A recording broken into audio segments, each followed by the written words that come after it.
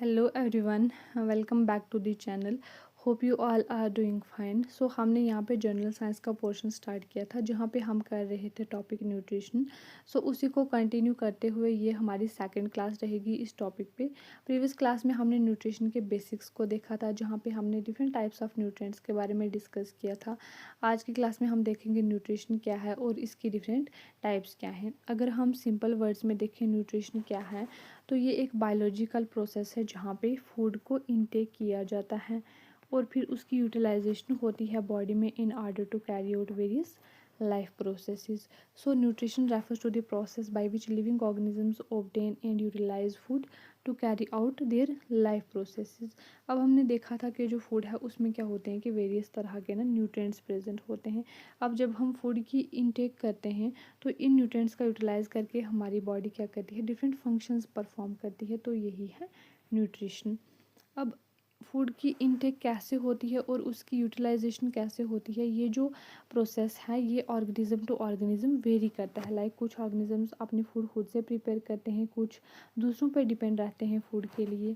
So based on the methods of obtaining food, जो nutrition है उसको ब्रॉडली कैटेगराइज किया जाता है दो मेन टाइप्स में। एक होती है ऑटोट्रॉफिक न्यूट्रिशन और दूसरी क्या होती है, हेटेरोट्रॉफिक न्यूट्रिशन।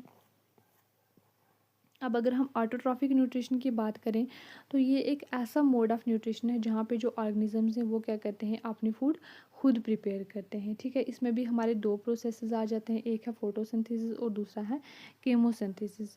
अब क्या होता है कि अगर ऑर्गेनिजम्स क्या करते हैं कि लाइट का यूज़ करते हैं as an energy source for preparing food, तो इस प्रोसेस को हम क्या कहेंगे, फोटोसिंथेसिस। ठीक है, और अगर ऑर्गेनिजम्स केमिकल्स का यूज़ करेंगे instead of light as an energy source for preparing food, तो इस प्रोसेस को हम क्या कहेंगे, केमोसिंथेसिस। ठीक है, और जो हमारे पास दूसरा आता है वो है हेटेरोट्रॉफिक। हेटेरोट्रॉफिक एक ऐसा मोड है न्यूट्रिशन का जहाँ पे जो ऑर्गेनिजम्स हैं वो फूड को खुद से प्रिपेयर नहीं करते, रादर वो डिपेंड रहते हैं अदर ऑर्गेनिजम्स के ऊपर फूड के लिए। इसमें भी हमारे डिफरेंट टाइप्स आ जाती हैं, like holozoic, saprotrophic, parasitic, symbiotic and mixotrophic. अब अगर हम ऑटोट्रॉफिक न्यूट्रिशन की बात करें तो auto means self and trophic means nourishment. ठीक है, जैसे कि हमने देखा कि ये एक ऐसा मोड है न्यूट्रिशन का जहाँ पे जो ऑर्गेनिजम्स हैं वो क्या करते हैं कि अपनी फूड को खुद सिंथेसाइज कर सकते हैं फ्रॉम इनऑर्गेनिक सब्सटेंसेस से, like carbon dioxide and water, using an external energy source. ठीक है, अब इसमें हमारा एक प्रोसेस आ जाता है जिसको हम क्या कहते हैं, फोटोसिंथेसिस। अब ये जो फोटोसिंथेसिस का प्रोसेस है ये green plants, algae and certain bacteria, not all, ठीक है, ये क्या करते हैं कि ये इस प्रोसेस को शो करते हैं। इसमें क्या होता है कि जो प्लांट्स हैं उनके पास एक पिगमेंट होता है जिसको हम क्या कहते हैं, क्लोरोफिल। ठीक है, ये ग्रीन पिगमेंट होता है जो कि क्लोरोप्लास्ट में प्रेजेंट होता है। अब ये क्या करता है कि ये लाइट एनर्जी को कैप्चर करता है और फिर इसका यूटिलाइज करते हुए ये क्या करता है कि जो भी इनऑर्गेनिक सब्सटेंसेस होते हैं like carbon dioxide and water, इनको कन्वर्ट करता है किसमें, ऑर्गेनिक कंपाउंड्स में, लाइक कार्बोहाइड्रेट में। ठीक है, अब ये जो कार्बन डाइऑक्साइड है ये अवेलेबल होता है इन्वायरमेंट में और ये जो वाटर है ये प्लांट्स जो है वो रूट्स के थ्रू एब्जॉर्ब करते हैं और फिर लाइट एनर्जी का यूज़ करते हुए उसकी प्रेजेंस में ये क्या करते हैं, इनको कन्वर्ट करते हैं इनऑर्गेनिक सब्सटेंसेस को किसमें, ऑर्गेनिक कंपाउंड्स में। ठीक है, तो ये हमारी रिएक्शन है किसकी, फोटोसिंथेसिस की, और यही फोटोसिंथेसिस का प्रोसेस रहता है और इसके थ्रू जो ऑर्गेनिजम्स है वो अपनी फूड खुद से ही प्रिपेयर करते हैं। इसमें अगर हम एग्जांपल की बात करें तो हम ग्रीन प्लांट्स में हमारे पास एग्जांपल आ जाती है like mango trees and wheat plants. Bacteria में अगर हम देखें तो हमारा आ जाता है साइनोबैक्टीरिया, और एल्गी की अगर हम बात करें तो इसमें आ जाता है कैलमडोमनास। ठीक है, तो ये हमारा प्रोसेस है फोटोसिंथेसिस का। अब जो इसमें दूसरा प्रोसेस रहता है वो रहता है केमोसिंथेसिस। केमोसिंथेसिस एक ऐसा प्रोसेस है जहाँ पे जो बैक्टीरिया हैं वो क्या करते हैं, सिंथेसाइज करते हैं ऑर्गेनिक कंपाउंड्स को बाय यूजिंग एनर्जी जो कि ड्राइव्ड होती है कहाँ से, chemical oxidation of inorganic molecules rather than sunlight.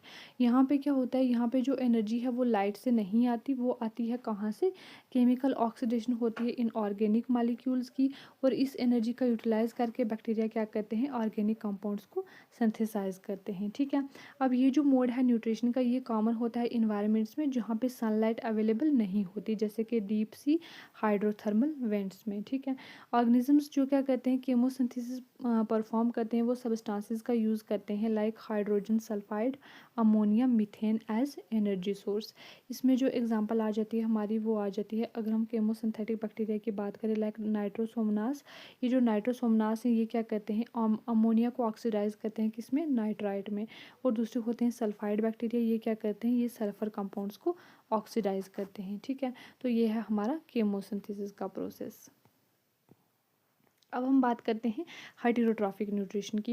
Heterotrophic nutrition में क्या होता है कि जो ऑर्गेनिजम्स हैं वो क्या करते हैं कि अपनी फूड को खुद सिंथेसाइज नहीं कर सकते।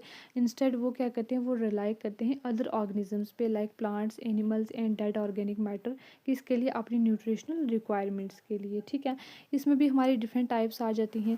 सबसे पहले हम इसमें देखते हैं, हमारा एक केस आता है होलोजेक न्यूट्रिशन का।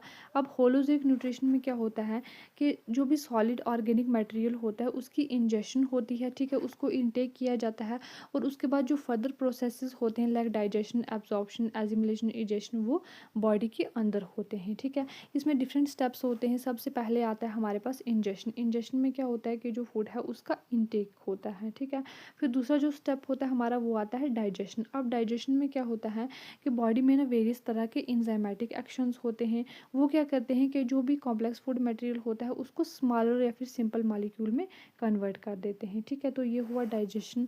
अब जो थर्ड स्टेप रहता है हमारा, वो रहता है एब्जॉर्प्शन, ठीक है। अब इसमें क्या होता है कि जो भी न्यूट्रिएंट्स हैं उनका अपटेक होता है और उनका ट्रांसपोर्ट होता है ब्लड स्ट्रीम के थ्रू डिफरेंट सेल्स में, ठीक है। न्यूट्रिएंट्स को एब्जॉर्ब किया जाता है यहाँ पे। तो ये वाला हमारा रहता है एब्जॉर्प्शन का स्टेप। और जो फोर्थ है वो रहता है एजिमुलेशन।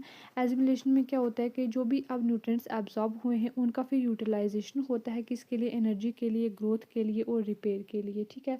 ये होता है एजिमुलेशन। और फिर जो फाइनल स्टेप रहता है इसमें, वो रहता है इजेशन। अब इजेशन में क्या होता है कि जो भी अनडाइजेस्टेड वेस्ट होता है, ठीक है, जो भी हमारे काम का नहीं होता बॉडी के काम का, तो उसको क्या होता है कि उसकी एलिमिनेशन हो जाती है, ठीक है। उसको एक्सक्रीशन के थ्रू मतलब थ्रोन आउट किया जाता है, ठीक है। तो ये हमारा स्टेप रहता है इजेशन में, ठीक है। इसमें जो एग्जांपल आ जाती है वो ह्यूमंस के केस में भी ऐसा होता है। Other mammals like reptiles, birds and most fishes, तो इन सब में ये होलोजिक न्यूट्रिशन का केस हमें देखने को मिलता है। अब जो दूसरा हमारे पास आता है वो सेप्रोट्रॉफिक न्यूट्रिशन। अब सेप्रोट्रॉफिक न्यूट्रिशन में क्या होता है कि जो ऑर्गेनिजम्स हैं वो क्या करते हैं, डेड और डिकेइंग ऑर्गेनिज्म पे क्या करते हैं, फीड करते हैं और वहाँ से अपने न्यूट्रिशन को डराइव करते हैं।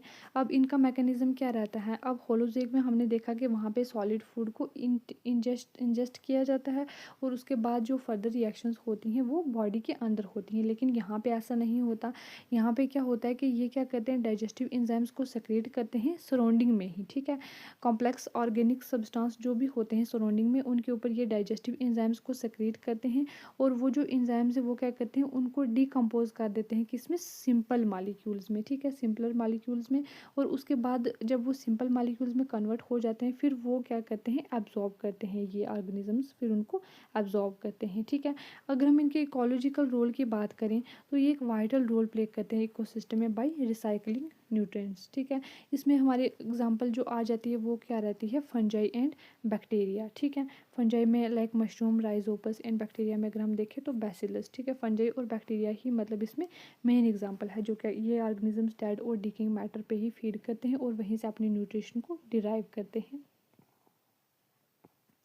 अब अगर हम पैरासिटिक न्यूट्रिशन की बात करें तो पैरासिटिक न्यूट्रिशन एक ऐसा मोड है जहाँ पे जो ऑर्गेनिजम्स हैं वो क्या करते हैं, अपनी न्यूट्रिशन को कैसे ड्राइव करते हैं, बाय लिविंग ऑन और इनसाइड अ होस्ट ऑर्गेनिज्म।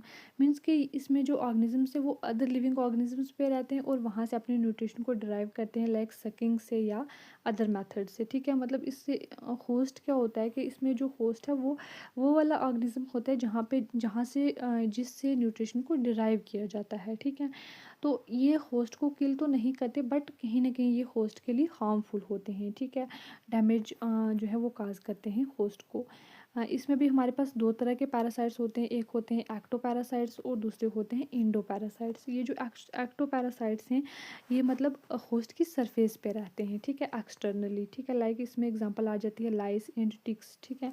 इंडोपैरासाइट्स की अगर हम बात करें तो ये इनसाइड द होस्ट बॉडी, ठीक है, ये होस्ट की बॉडी के अंदर रहते हैं। इसमें एग्जांपल आ जाती है हमारी टैपवॉर्म एंड प्लाज्मोडियम। ये जो प्लाज्मोडियम है ये कॉजेटिव एजेंट है किसका, मलेरिया का, ठीक है। तो ये होती है पैरासिटिक मोड ऑफ न्यूट्रिशन। अब हमारे पास आ जाती है सिम्बायोटिक न्यूट्रिशन। अब सिम्बायोटिक न्यूट्रिशन में क्या होता है, इसमें जो दो ऑर्गेनिजम्स हैं वो एक दूसरे के साथ क्लोज एसोसिएशन में रहते हैं, ठीक है, और वो क्या करते हैं कि म्यूचुअली बेनिफिटेड होते हैं एक दूसरे से। इसमें भी हमारी डिफरेंट टाइप्स आ जाती हैं। पहले अगर हम देखें तो इसमें आ जाते हैं म्यूचुअलिज्म। म्यूचुअलिज्म में क्या होता है कि जो दोनों पार्टनर्स जो कि क्लोज एसोसिएशन में रहते हैं वो क्या होते हैं, बेनिफिटेड होते हैं एक दूसरे से। लाइक अगर हम इसमें एग्जांपल देखते हैं हमारी, तो वो आ जाती है लाइकन्स की। जो लाइकन है ये एक क्लोज एसोसिएशन है किसकी, फंजाई और एल्गी की, ठीक है। अब इसमें जो फंजाई है वो क्या करती है, वो प्रोटेक्शन ऑफर करती है एल्गी को, ठीक है, और इन रिटर्न जो एल्गी है वो क्या करती है, वो फूड प्रोवाइड करती है फंजाई को वाया फोटोसिंथेसिस, ठीक है। तो ये इस तरह से ये दोनों क्या होते हैं, म्यूचुअली बेनिफिटेड होते हैं। दूसरा जो इसमें रहता है हमारा वो रहता है कमेंसलिज्म। कमेंसलिज्म में क्या होता है कि एक जो पार्टनर है वो बेनिफिटेड रहता है, ठीक है, और जो दूसरा है वो अनअफेक्टेड रहता है, ठीक है, मतलब ना ही उसको बेनिफिट होता है ना ही कोई हार्म होता है। इसमें हमारी एग्जांपल आ जाती है लाइक बर्नैकल्स जो हैं वो वेल्स के ऊपर होते हैं, ठीक है। अब जो बर्नैकल्स हैं वो उनको क्या मिलता है, मोबिलिटी या फिर वो फूड एक्सेस गेन करते हैं, और जो वेल्स हैं वो क्या रहते हैं, अनअफेक्टेड रहते हैं, ठीक है, उन पर कोई इफेक्ट नहीं होता। जो थर्ड है हमारा वो है पैरासिटिज्म। पैरासाइट्स का केस हमने अभी ऊपर भी देखा है। इसमें क्या होता है कि जो एक ऑर्गेनिज्म है वो तो बेनिफिटेड रहता है लाइक पैरासाइट, क्योंकि वो न्यूट्रिशन डिराइव कर रहा होता है होस्ट से, और जो दूसरा रहता है हमारा होस्ट वो क्या रहता है, हार्म, उसको हार्म मतलब होता है। लाइक इसमें एक बेनिफिटेड रहता है और दूसरा हार्म रहता है, ठीक है। तो इस तरह से ये पैरासाइटिज्म का केस रहता है हमारा। अब जो हमारा नेक्स्ट आता है वो है मिक्सोट्रॉफिक न्यूट्रिशन। मिक्सोट्रॉफिक न्यूट्रिशन की अगर हम बात करें तो ये क्या करते हैं कि ये दोनों ऑटोट्रॉफिक और हेटेरोट्रॉफिक मोड ऑफ न्यूट्रिशन को यूज़ करते हैं। डिपेंड करता है इन्वायरमेंटल कंडीशंस के ऊपर, ठीक है। लाइक अगर जब लाइट अवेलेबल नहीं होगी तो ये क्या कर जाएंगे, ये स्विच हो जाएंगे हेटेरोट्रॉफिक न्यूट्रिशन पे, और जब लाइट अवेलेबल होगी तो ये क्या करेंगे, ऑटोट्रॉफिक न्यूट्रिशन को परफॉर्म करेंगे, ठीक है। तो ये मिक्सोट्रॉफिक न्यूट्रिशन ये वाली है।